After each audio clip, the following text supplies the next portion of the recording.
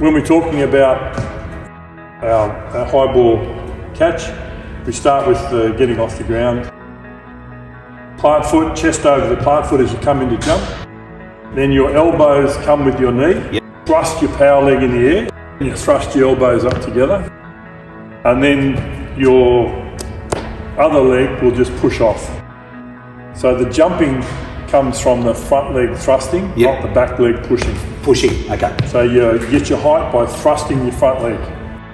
And that's going to be your powerful leg. Yep. So if you're a left foot kicker, it's going to be your left. If you're a right foot kicker, it's going to be your right. What you're doing is you're bringing the elbows together, and the reason why you want your plant foot underneath you is so when you jump, you can jump straight up. So we'll just start with the bottom part of the jump.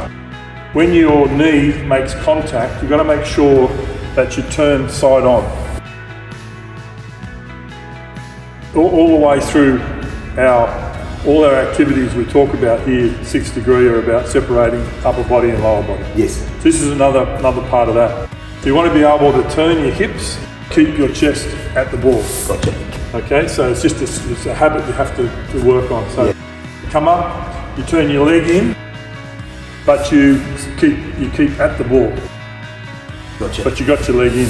The reason why you want your leg in is because if you have your leg in front, like that, so if you walk into me as I lift up my knee, you walk into me, I'm going to get shoved back, because what's going to happen is you make contact there, the thigh bone goes right through the hip, pushes back out through the hip.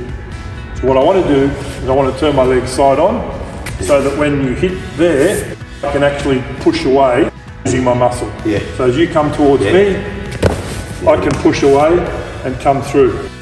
So if we just have a look at that again, as we come up, push up, I can push in there. So just as we make contact, I can give you a bit of a push, which keeps me in the context.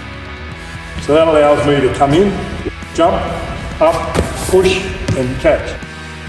So we want the elbows together in front of the body, so that when the ball comes in, it lands in here.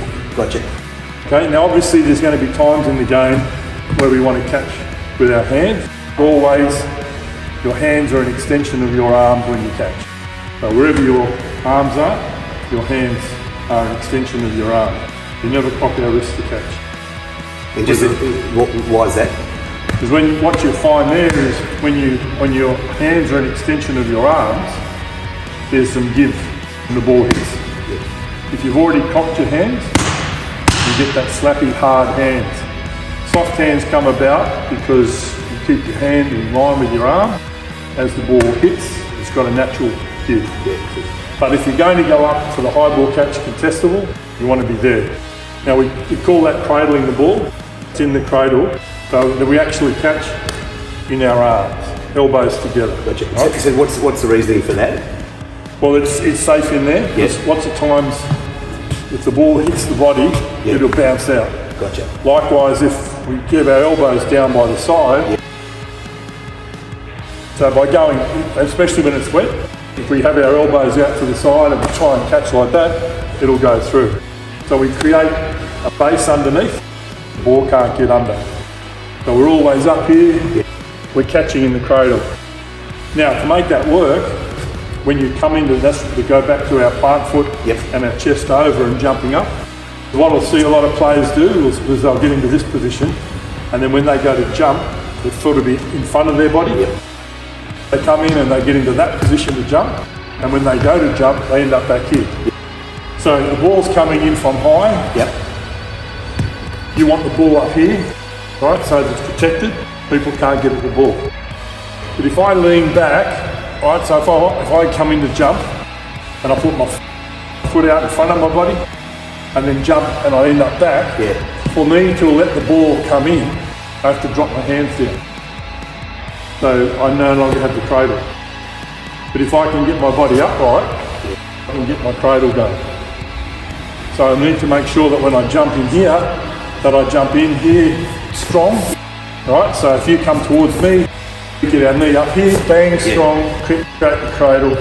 And then when I'm in here, if I really get good at it, practice, I can just give a little shove here, which will bring me back down on the ground in a strong position. And that's where you see some of the Aussie rules guys where they bounce up those bats. Yeah, Essentially. yeah. So they're coming in, coming in to jump, you come towards me, push in there, I push up, and I can land. And that allows me, rather than what happens a lot of times in rugby is you're coming chasing, your objective lots of times when you chase is just to get up and tap the ball back. So what ends up happening is if I stand here and then lean back and you come in for the contest, the ball's there, I'm giving you 50-50 chance at the ball. And getting it, yep. So what I want to do is I want to jump forward at the ball with my chest up over my plant foot, come in, get there, bang, I can't get and I get past the ball and take the catch. So I need to make sure that my upper body stays upright. There's a whole range of things to develop that.